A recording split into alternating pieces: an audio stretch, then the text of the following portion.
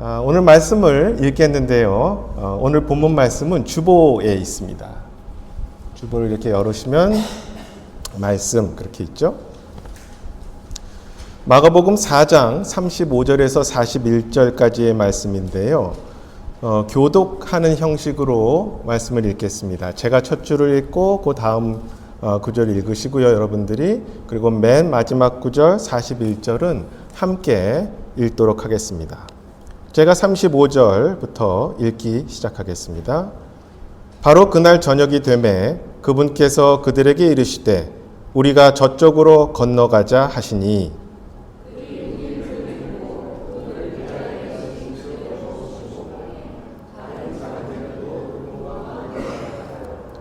큰 폭풍이 일어나고 파도가 배 안에 들이쳐 이제 배에 물이 가득하게 되었는데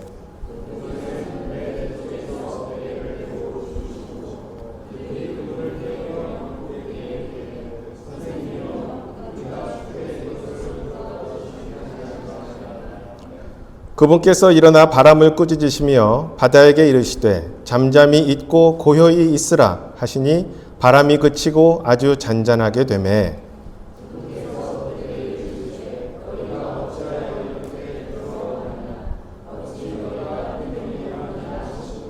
41절 함께 읽도록 하겠습니다.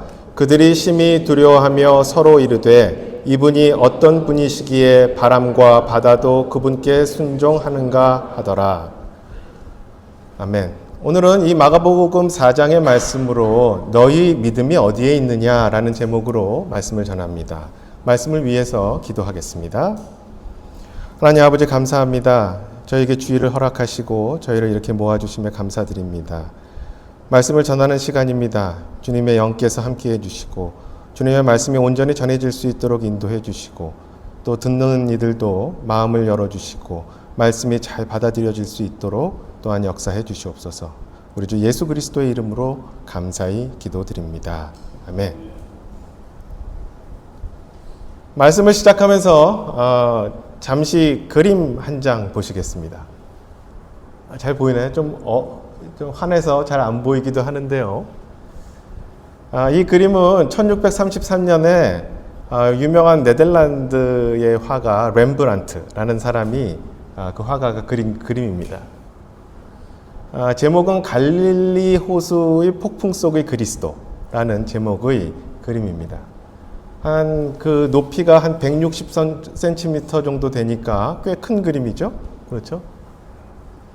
자세히 잘 보이지는 않는데 보시면 아주 역동적인 그림입니다. 저는 미술사, 건축사를 공부했었는데요.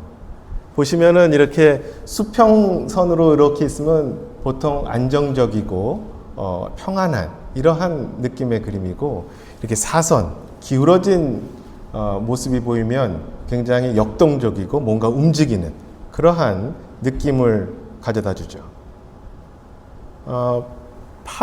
흰 파도가 막 부서지면서 배를 이렇게 들고 그 배가 마치 뒤로 엎어질 것만 같은, 뒤집어질 것만 같은 그러한 그림입니다. 예수님이 뒤쪽에 계시고 그리고 어떤 사람들은 막 무언가 주님께 막 설명하기도 하고 어떤 사람은 기도를 하기도 하고 어떤 사람은 배의 키를 잡고 있고 막 이런 모습들이 자세히 보면 있습니다. 오늘 이 장면은 이 그림은 오늘 우리가 읽은 본문을 바탕으로 한 그 배경으로 한 그런 그림입니다. 이 사건은 마태복음, 마가복음, 누가복음 이렇게 사복음서 중 이 세 개의 복음서에 기록이 되어 있습니다.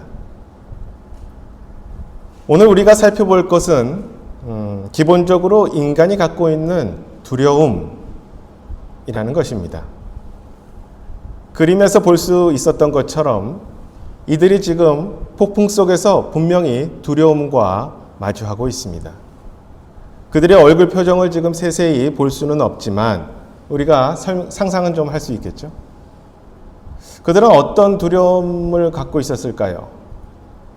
몇 가지를 상상해보고 생각해 볼 수 있습니다.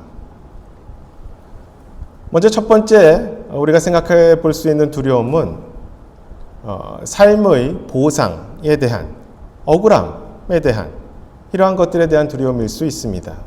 확대해서 생각해 보면 공정하지 않은 이 세상에 대한 두려움일 수 있습니다. 그런 세상을 사는 것에 대한 두려움이죠.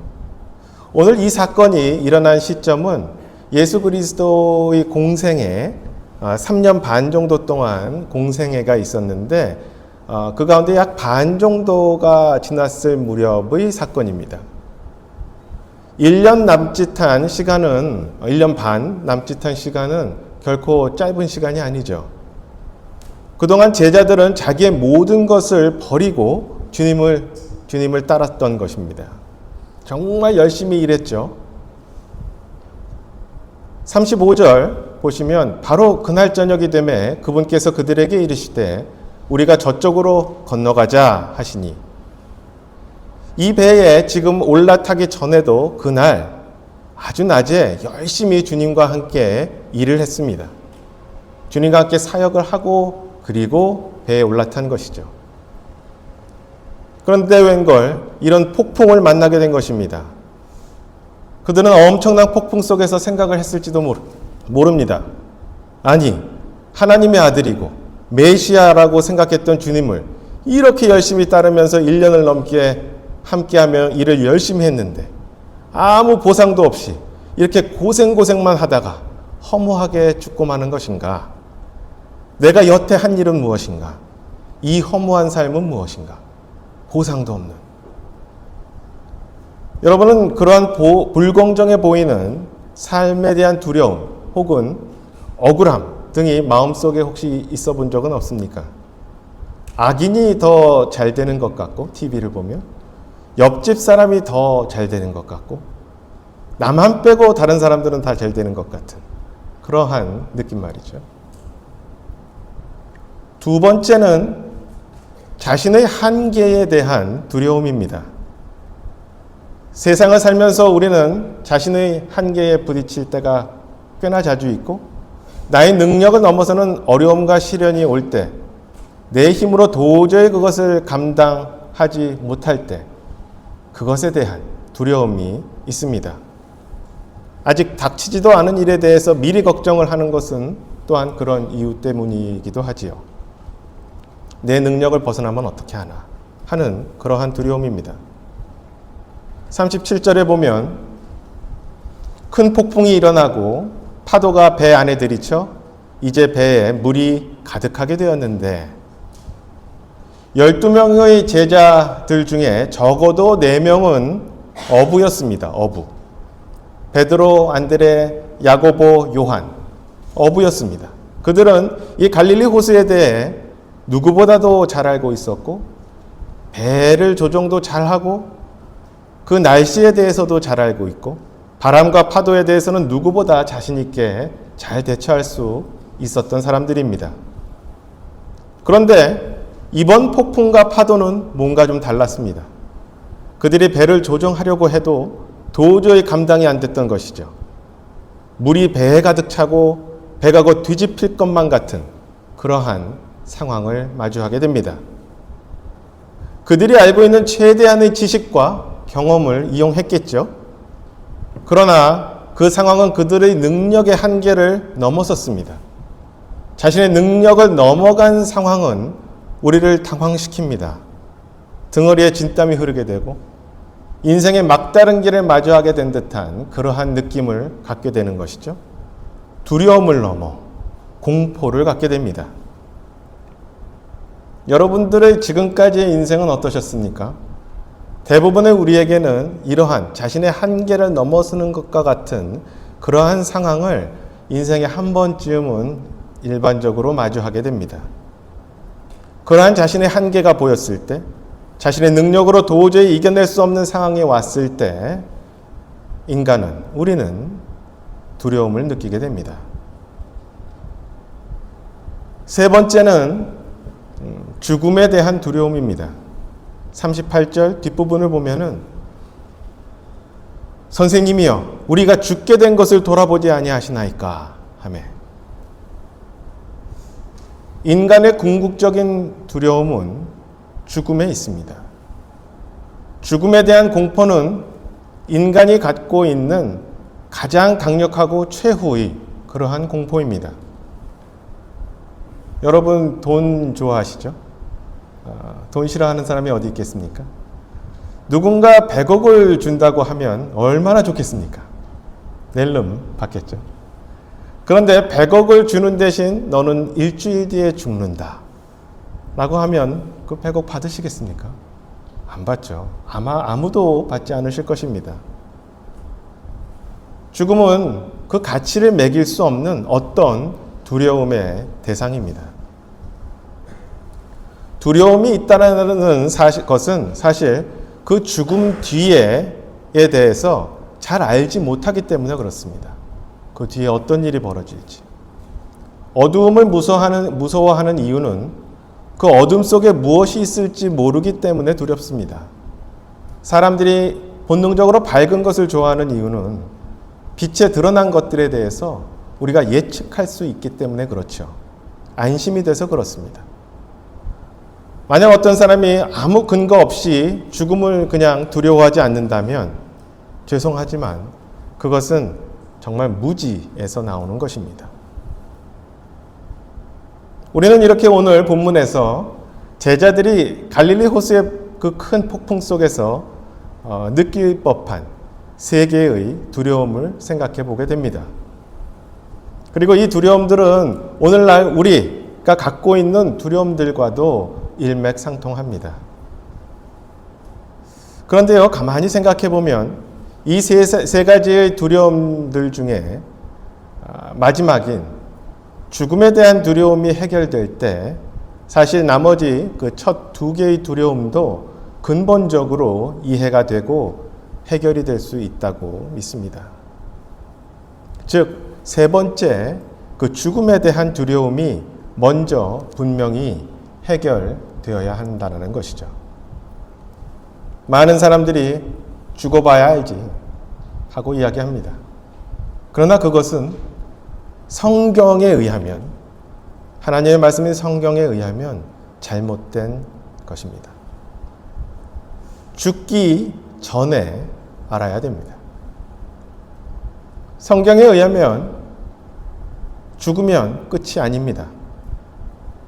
많은 사람들이 죽으면 다 끝이라고 생각하기에 많은 사람들이 견딜 수 없는 일이 발생했을 때 스스로 목숨을 마감하는 안타까운 그러한 상황도 생기죠. 그러나 이는 죽음 뒤의 문제에 대해서는 알지 못한 채 죽음을 선택하는 안타까운 상황인 것입니다. 많은 사람들이 죽는 순간은 무서워하지만 죽으면 끝이라는 생각을 갖고 있기에 그런 일을 하는 것이죠. 그러나 그것은 성경에 의하면 전혀 그렇지 않다라고 분명히 말씀드릴 수 있습니다. 성경에 의하면 모든 사람은 죽자마자 거의 바로 즉시 둘 중에 한 곳에서 눈을 뜹니다. 천국 아니면 지옥입니다.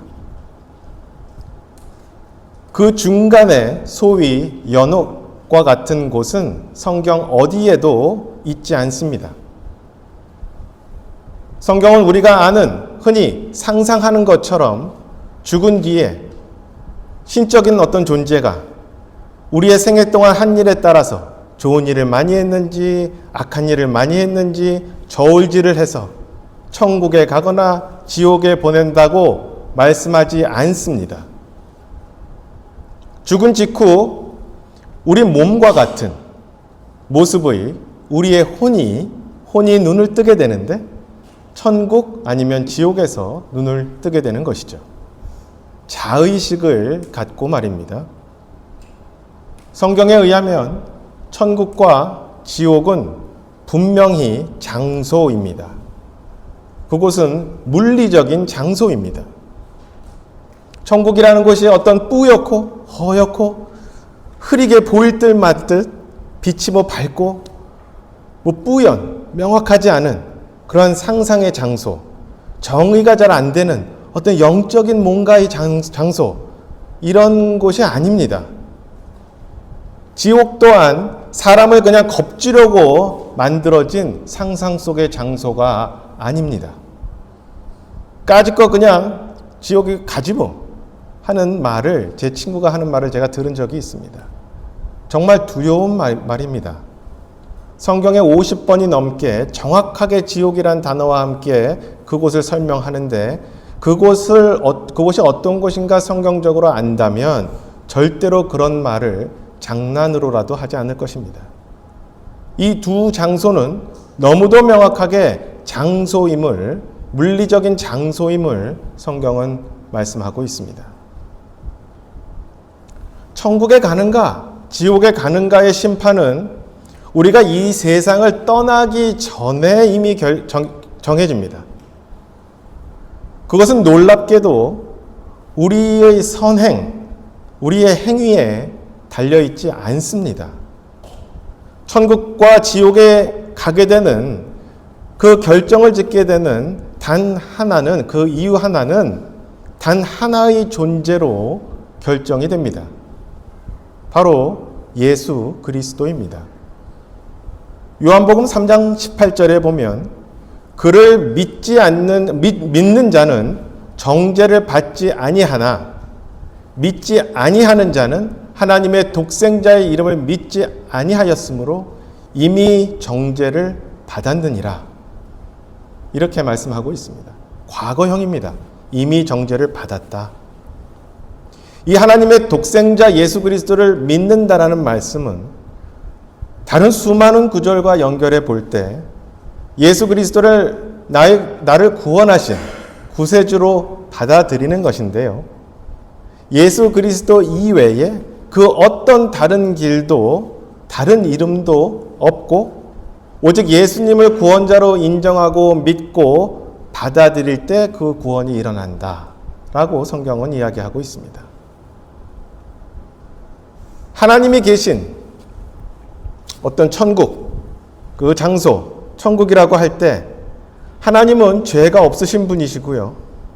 죄와 함께 하실 수도 없는 분이십니다. 죄가 한 점만 있어도 함께 하실 수 없는 분입니다. 그분이 계신 곳이 천국인 것이죠.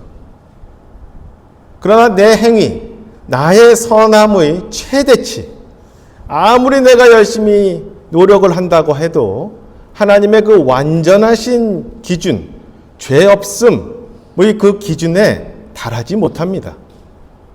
그 갭을 인정해야 합니다. 그러기에 나의 행위로는 도저히 주님의 기준에 달할 수 없기에 하나님의 도움 없이 이 영원한 사망에서 구원받을 길은 있지 않는 것이죠. 즉 천국에 갈 길이 우리 자신에게는 있지 않습니다. 그래서 하나님은 유일한 길을 만드셨고 이 갭을 연결시켜줄 유일한 길을 만드셨고 그분이 바로 예수 그리스도인 것이죠. 예수님께서 그렇게 오셨고 내 죄를 그분 위에 얹고 대신 그분은 나를 대신해서 희생하신 희생양으로서 내 죄가 얹어진 상태로 주님은 나 대신 그렇게 내 죄를 갖고 십자가에서 돌아가셨다라는 것. 그래서 내 죄를 주님이 그렇게 가져가시고 그분은 그 사망을, 그 죄를 모두 이기시고 3일 만에 부활하셨다라는 것. 그런 예수 그리스도를 나의 죄를 없애신 구세주로 받아들여야 한다라는 것. 그것을 성경은 너무너무 강조해서 말씀하고 있는 것입니다. 내가 지금 어떤 신념이나 내가 지금 다른 믿음을 갖고 있던, 내가 지금 이렇게 어떤 믿음을 갖고 있던 내 생각과 내가 지금 갖고 있는 그 마음을 돌이켜서 주님을 믿고 이렇게 잡는 것이죠. 우리는 그렇게 마음을 죄에서 돌이키는 것, 내가 갖고 있는 성경과 다른 믿음에서 돌이키는 것, 이것을 회개라고 하고, 회개는 눈물 콧물 흘리면서 후회하는 것이 아닙니다. 그리고 예수 그리스도를 그렇게 회개를 해서 마음을 돌리고 예수 그리스도를 받아들이는 것을 믿음이라고 합니다. 믿음은 그렇게 받아들이는 것이기에 스펄전 목사님은 믿음을 마음의 손이라고 말씀하셨습니다. 그래서 구원은 마음을 돌리는 회개와 예수 그리스도를 받아들이는 믿음으로 그 구원이라는 것을 얻게 되는 것입니다. 그래서 회개와 믿음이 필요한 것이죠. 이것이 바로 복음입니다. 복음. 새로운 생명을 얻는 소위 구원. 소위 다시 말해서 다시 태어남. 또 다시 말해서 거듭남은 예수 그리스도를 유일한 구세주로 믿는 오직 그 복음을 믿는 믿음으로만 가능하며 그렇게 구원은 우리의 노력과 행위가 필요치 않은 하나님의 거의 일방적인 선물인 것입니다. 죽음까지 필요한, 죽음까지도 그 대가를 치러야만 하는 내 모든 죄의 대가를 예수 그리스도께서 다 치러주시고 그저 그 구원을 우리에게 선물로 주셨기에 우리는 그것의 기쁜 소식, 복음이라고 이야기하며 그 주님께서 주신 선물을 우리는 받아들이는 것이죠. 그래서 에베소서 2장 8절 9절은 이렇게 말씀하고 있습니다. 너희가 믿음을 통해 은혜로 구원을 받았나니 그것은 너희 자신에게서 난 것이 아니요 하나님의 선물이니라. 행위에서 난 것이 아니니 이것은 아무도 자랑하지 못하게 하려 함이라. 구원은 하나님의 선물이다 라고 말씀하고 있는 것이죠. 저도 대략 25년 전에 이 복음을 들었습니다. 처음에 이것이 너무도 생소하고 이상했지만 받아들였습니다. 공짜 선물이라고 그러니 받아들였습니다. 다른 아무것도 성경적인 지식도 잘 없고 그저 이 단순한 복음을 받아들였습니다. 어떻게 보면 그렇게 어설퍼 보였던 그 구원이 저를 지금도 그 믿음 안에 거하게 해주십니다. 내가 언제 예수 그리스도를 만났는가 생각하면 언제나 그 순간을 돌이키게 됩니다. 분명한 것은 우리가 예수 그리스도를 구원자로 믿음으로 그분을 받아들일 때 주님은 놀랍게도 내 안에 그때 그렇게 들어오시고 영원히 내 안에 사신다라는 것입니다. 좀 어렵게 또한 이야기하면 내가 잘했다고 생각하는 나의 선함의 최고치, 그것은 정말 누더기와 같다고 말씀하는데 내 의로 구원을 받는 것이 아니라 주님의 의가 나한테 이렇게 전가돼서 온다. 나한테 이렇게 전해줘서 온다. 이렇게 성경은 이야기하고 있는 것이죠. 그렇게 예수 그리스도를 구원자로 받아들였을 때 우리는 영원한 사망에서 건져져서 영원한 생명으로 위치가 옮겨진다라고 성경은 말씀하고 있습니다. 여러분 인형 뽑기 아시나요? 인형 뽑기. 그 인형들이 엄청나게 기계 안에 있고 그 기계 안에서 잘 조절해서 기계를 하나서 인형을 하나 뽑아서 쭉 와서 저한테 딱 놓쳐. 그렇죠? 나에게 그렇게 오듯이. 그리고 마치 양자가 양아버지의 새로운 호적에 이렇게 호적에 올려지듯이 그렇게 위치가 바뀌어지게 됩니다. 그렇게 내가 예수님을 믿을 때 우리의 영적인 위치가 바뀌게 됩니다. 구원은 그렇게 내 위치의 변화에 대해서 이야기합니다. 골로새서 1장 13절 14절을 보면요. 아버지께서 우리를 어둠의 권능에서 구출하사, 그렇죠? 자신의 사랑하는 아들의 왕국으로 옮기셨으니 위치의 변화죠. 그분 안에서 우리가 그분의 피를 통해 구속, 곧 죄들의 용서를 받았도다. 이렇게 쓰여 있습니다. 로마서 6장 23절을 보면 죄의 삭은 사망이나 하나님의 선물은 예수 그리스도 우리 주를 통해 얻는 영원한 생명이니라. 아멘. 이렇게 쓰여 있습니다. 성경을 보면 나의 이 땅에서의 삶 이후에는 영원이라는 시간이 나에게 있게 되는데 우리는 상상도 잘 못하겠죠. 그 영원의 시간 속에 영원한 생명을 보장받는다라는 것은 우리가 이 땅에 살면서 복음을 받아들일 때 가능하게 되는 것이다 라고 성경을 통해 하나님은 말씀하고 계신 것이죠. 다른 모든 종교는 그들이 이야기하는 구원 혹은 그들이 이야기하는 어떤 열반이 되었건 돌을 트는 것이든 어떤 그 최종적인 단계로 가기 위해서 어떤 선행, 기도, 명상, 절제, 금욕 이런 것들을 열심히 합니다. 무언가 열심히 해야 하는 것이죠. 그런 선한 행위들이 나쁘다라는 것이 아니라 그렇게 해야 비로소 그 누구도 사실은 정의할 수 없는, 누구도 알 수 없는 어떤 최종 단계에 도달하게 되고 소위 성인이 되는 것이죠. 어떤 행위를 통해서 가게 됩니다. 그러나 성경은 그 반대로 이야기합니다. 너는 악하고 너는 죄인이고 너는 능력이 없기에 네가 무슨 일을 열심히 한다고 해서 구원받을 수는 없다. 하나님의 기준에 절대로 도달할 수가 없다. 그래서 구원은 예수님께서 이루신 것을 선물로 주는 것이다. 그 준 것을 받는 것이다. 그러니 너의 생각을 바꿔서 네가 너의 죄를 스스로 씻을 수 없음을, 너의 한계를 인정하고 오직 예수 그리스도만을 내 죄를 씻으신 주님으로 받아들여라. 그것을 믿고 받아들일 때 구원을 얻을 것이고 대신 그렇게 믿고 구원을 선물로 받았다면, 그래서 그리스도인으로 거듭 나게 되었다면 그리스도인으로서 이런 것을 마땅히 해야 되겠지.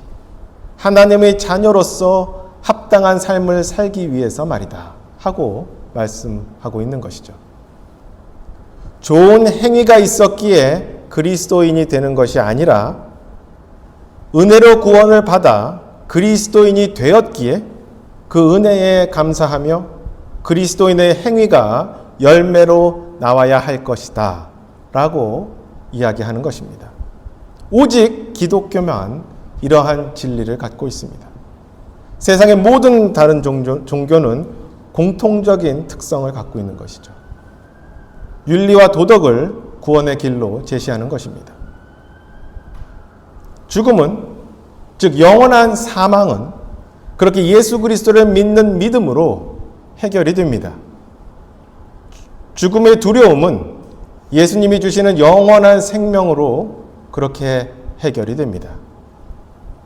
모든 교파를 초월해서 존경받는 유명한 목사님이 계신데 존 R. 라이스 목사님이 계십니다. 이분은 굉장히 말씀을 강하게 전하시는데요. 그분이 비그리스도인들 그리고 그리스도인들이라고 하지만 행실이 좋지 않은 사람들, 그러한 사람들에 대해서 계속 강력하게 메시지를 전했습니다.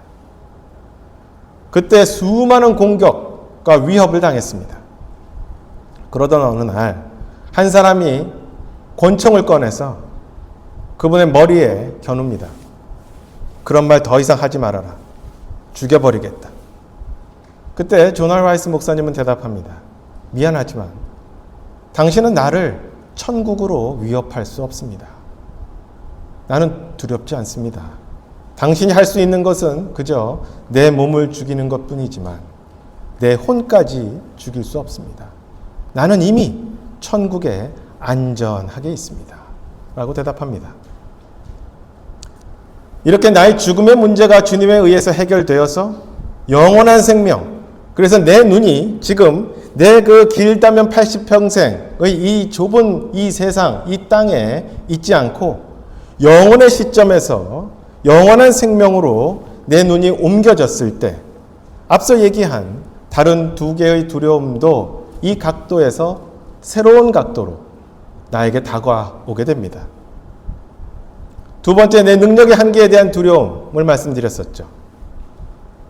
구원을 진정 믿음으로 받은 사람은 내 능력의 한계를 이미 경험한 사람들입니다.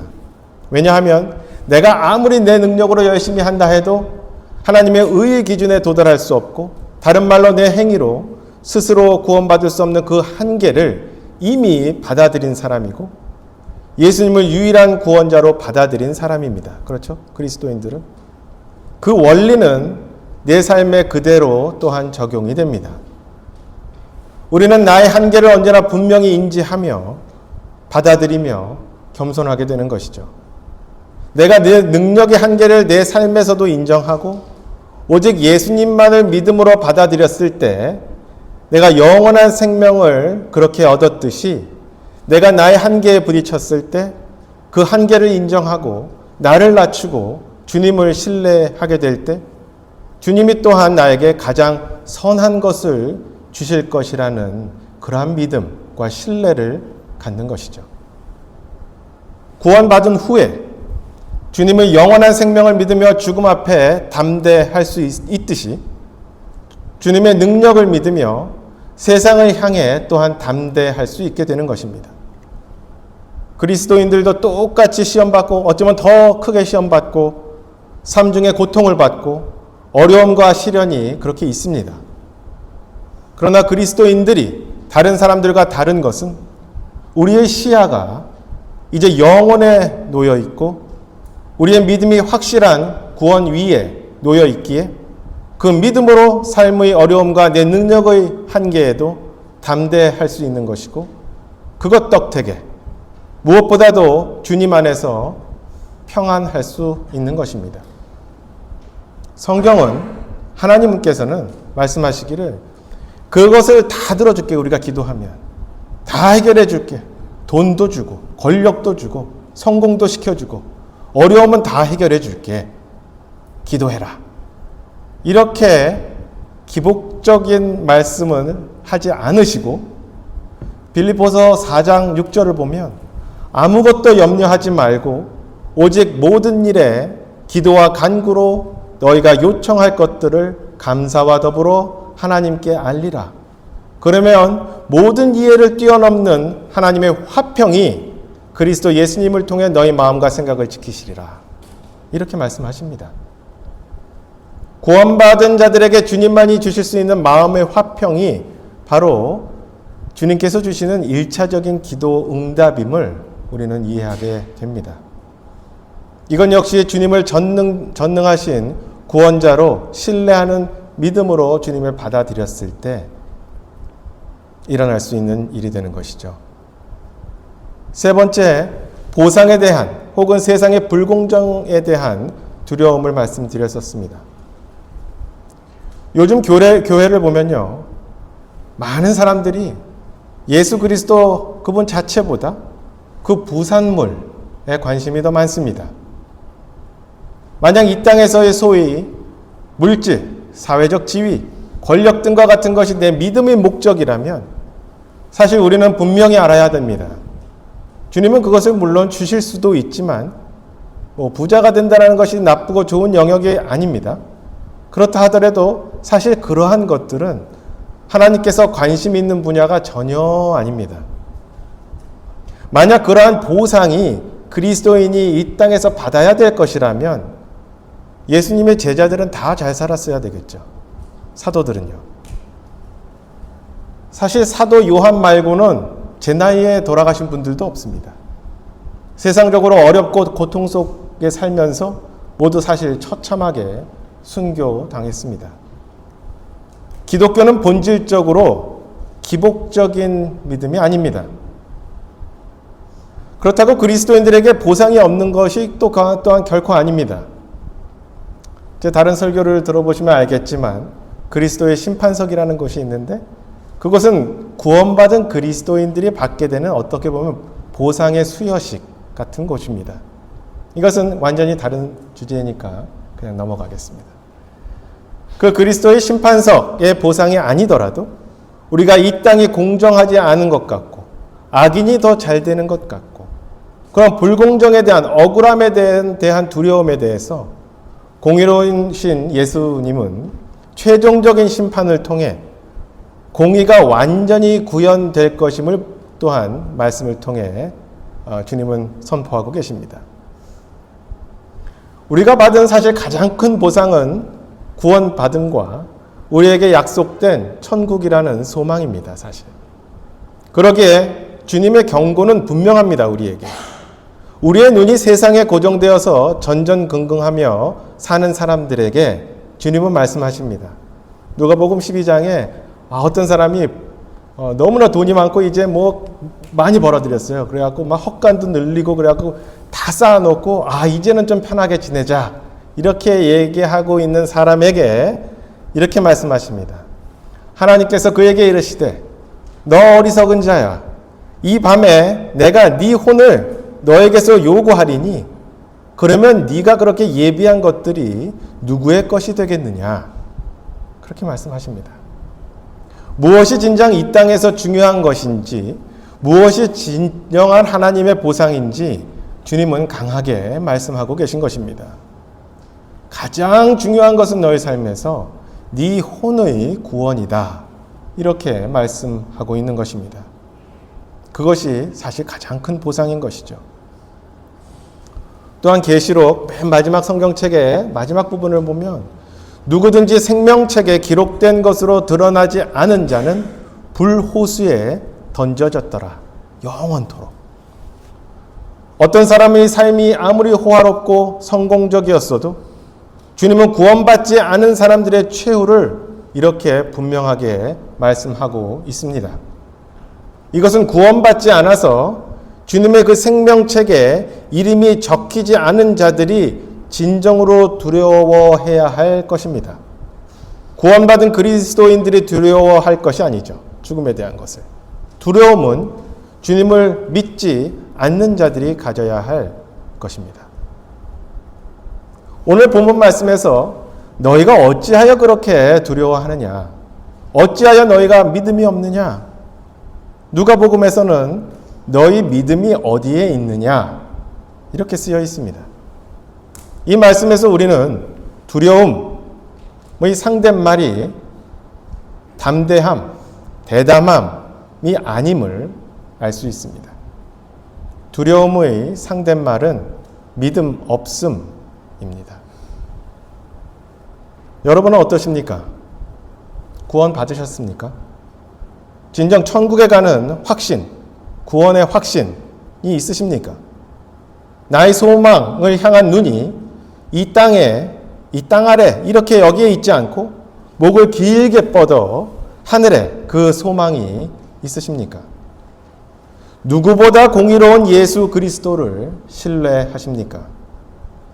구원에 대한 확신은 우리에게 죽음에 대한 두려움뿐만 아니라 우리 삶의 소망과 목표에 대한 시각을 바꿔주며 내 삶의 두려움에 대한 근본적인 그 원인을 해결해 줍니다. 오늘 다시 한번 처음 보셨던 그림을 보겠습니다. 거기에 한 인물이 나옵니다. 다음 그림 있나요? 잘 보이지는 않는데요. 이 사람은 다른 사람들과 다르게 우리를 바라보고 있습니다. 렘브란트는 자기 초상화를 굉장히 자주 그렸습니다. 그래서 우리는 이 사람이 렘브란트 자신 얼굴임을 쉽게 알 수 있습니다. 그는 사도 중 하나로 그 자신을 빙의하여서 그 그림 가운데 자신을 넣었습니다. 그는 우리에게 이야기하고 있는 듯합니다. 당신은 나처럼 두려움의 폭풍 속에 있는가? 당신의 믿음은 도대체 어디에 있는가? 하고 말이죠. 우리의 두려움의 근본적인 해결은 영원한 생명을 주는 구원에 있고 그 구원은 예수 그리스도에게서만 옵니다. 미루지 마시고 바로 오늘 예수 그리스도를 구원자로 받아들이는 결심을 하는, 혹은 구원의 확신이 없다면 구원의 확신을 갖는 그 날이 되기를 소원합니다. 잠시 다 같이 눈을 감으시고 말씀을 돌이켜 보도록 하겠습니다.